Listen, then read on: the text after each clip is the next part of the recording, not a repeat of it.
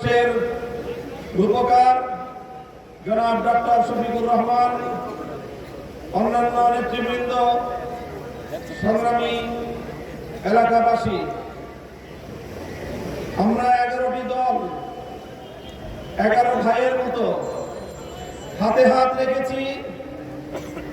কোন নেতা, কোন দল, কোন জোট, কোন গোষ্ঠীর স্বার্থ রক্ষা করার জন্য নয়। আমরা ঐক্যবদ্ধ হয়েছি বঞ্চিত ভাগ্যাহত বাংলার 18 কোটি মানুষের অধিকার তাদের ঘরে পৌঁছে দেওয়ার জন্য। বাংলাদেশের মানুষ অনেক শোষণ এবং বঞ্চনার শিকার। 71-এর পূর্ব পর্যন্ত দীর্ঘ 214 বছর এদেশের মানুষ শাসিত হয়েছে বিদেশি শাসকদের দ্বারা, তাই তারা শোষণের শিকার হয়েছে। 71-এর মহান মুক্তিযুদ্ধের মাধ্যমে অর্জিত বাংলার স্বাধীনতার পর এদেশের মানুষের এক বুক ভরা স্বপ্ন ছিল, আশা ছিল, এখন যেহেতু দেশি শাসকরা শাসন করবে, সুতরাং আমরা আর বৈষম্যের শিকার হব না। কিন্তু দীর্ঘ 54 বছরের পর বাংলাদেশের মানুষ যখন তাদের প্রাপ্তি এবং তাদের চাওয়া পাওয়ার হিসাব মেলাতে যায়, তখন তারা কি পায়? তারা দেখে যে শাসকের গায়ের চামড়ার রং পরিবর্তন হয়েছে, শাসকের জাতের পরিবর্তন হয়েছে, শাসকের ভাষার পরিবর্তন হয়েছে, কিন্তু বাংলার মানুষের ভাগ্য নিয়ে ছিনিমিনি খেলা, বাংলার মানুষের অধিকার ছিনতাই করবার শোষণের কোনো পরিবর্তন হয় না। শুধু এতটুকু পার্থক্য হয়েছে, আগে স্বাধীনতার আগে শাসকরা বাংলাদেশ থেকে শোষণ করে নিজেদের দেশে আমাদের সম্পদ লুটপাট করে নিয়ে যেত, আর স্বাধীনতার পর থেকে শুরু হলো আমাদের দেশীয় শাসকরা এদেশের জনগণের সম্পদ লুটপাট করে বিদেশে পাচার করে।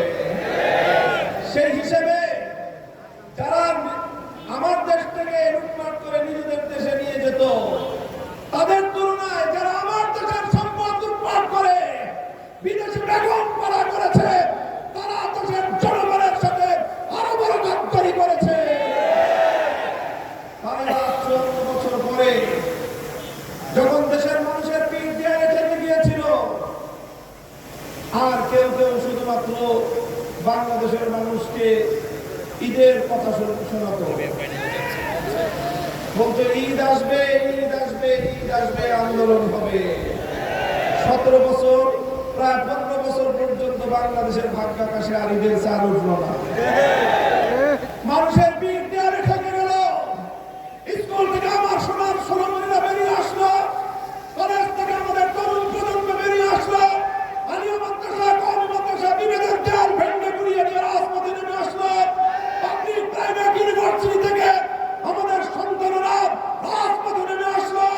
4 কোটি ছাত্র জনতা হাতে হাত রেখে বিপ্লবের যে ইস্পাত কঠিন দৃঢ় ঐক্য গড়ে তুলেছিল, নাহিদ ইসলামের নেতৃত্বে জুলাই বিপ্লবের মধ্য দিয়ে সেই স্বৈরাচারের পতন ঘটে নতুন এক বাংলার স্বাধীনতার সূর্য উদিত হয়েছে। তাই আজ 24 পরবর্তী বাংলাদেশের মানুষের যে আকাঙ্ক্ষা, যে ইচ্ছা, যে অভিপ্রায়, সেটাকে যারা সম্মান জানাতে পারে না, বাংলাদেশের মানুষ তাদেরকে কোনোদিন গ্রহণ করবে না।